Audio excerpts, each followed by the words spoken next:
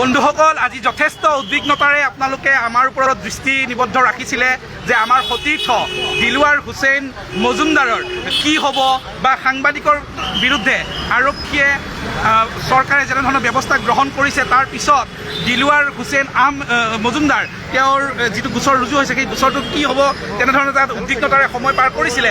আৰু আজি সমগ্ৰ ৰাজ্যখনতে সকলো স্তৰৰ সাংবাদিকে একত্ৰিত হৈ প্ৰতিবাদ সাব্যস্ত কৰিছিলে। আমি ন্যায়ালয়ৰ ওপৰত আস্থা প্ৰকাশ কৰিছিলোঁ, ন্যায়ালয়ৰ ওপৰত আমি আস্থা প্ৰকাশ কৰি দিলৱাৰ হুছেইন মজুমদাৰে ন্যায় লাভ কৰিব বুলি কৈছিলোঁ।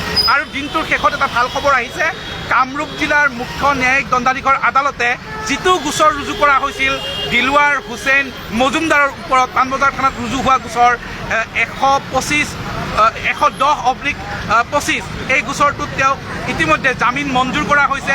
তেওঁৰ বিৰুদ্ধে ভাৰতীয় ন্যায় সংহিতাৰ সম্ভৱতঃ 351 আৰু SCN ST Act prevention of atrocities এই এক্টৰ যিটো 3(1) ধাৰা সেই 3(1) ধাৰাটো ৰুজু কৰা হৈছিল। কিন্তু এই গোচৰত দিলৱাৰ হুছেইন মজুমদাৰক জামিন দিছে আদালতে। এয়া একত্ৰিতভাৱে সাংবাদিকসকলে যি যুদ্ধ কৰিছিল সেই যুদ্ধৰ এক প্ৰতিফল।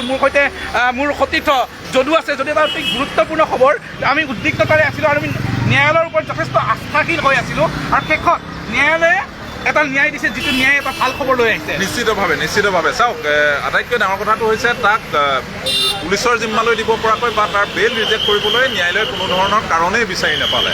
অসম আৰক্ষীয়ে এনেকুৱা কিছুমান মনে সজা গোচৰ ৰুজু কৰি তাক এৰেষ্ট কৰিছিলে, যিটো কথা একেবাৰতে আজি ন্যায়ালয়ত কেঞ্চেল হৈ গ'ল। অৰ্থাৎ তেওঁক এৰেষ্ট কৰিব পৰাকৈ, তাক ধৰি ৰাখিব পৰাকৈ কোনো ধৰণৰ কাৰণ নাপালে।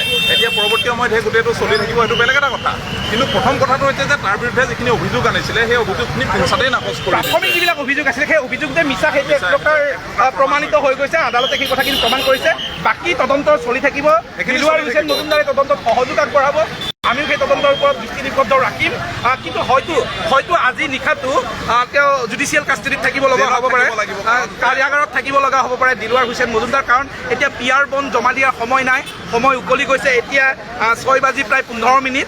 গতিকে এনেকুৱা সময়ত আৰু PR বণ্ড জমা দিয়াৰ সময় নাই। PR বণ্ড জমা দিয়াৰ সময় নাই যদিও ক'ব অকণমান।